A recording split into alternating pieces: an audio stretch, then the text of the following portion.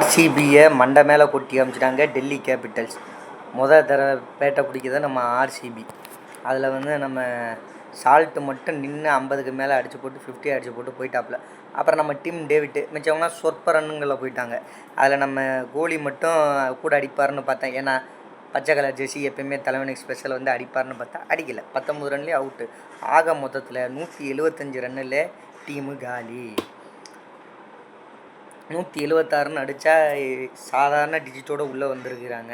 அடிக்காங்கன்னு பார்த்தோம்னா அடிக்க ஆரம்பிச்சிருக்காங்க. ஏன்னா தலைமை கேஎல் ராகுல் உள்ளே இருக்காப்புல.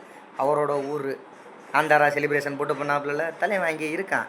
50 போட்டு எனக்கு டைம் ஆகி போச்சுப்பா கிளம்புறேன்னு கிளம்பிட்டாப்புல. இதில் புவனேஷ்குமார் சொல்லியே ஆகணும். 9 ரன்னு கொடுத்து 3 விக்கெட்டை தூக்கியிருக்காப்புல. அதான் முக்கியமான மேட்ச்சு. மில்லரு குஜராத்தில் விட்ட விக்கெட் வெட்டே இதில் கண்டிப்பாக விடமாட்டேன்னு சொல்லி நின்று அடித்து கொடுத்து மேட்சை முடிச்சு கொடுத்துட்டு போயிடாருக்காரு.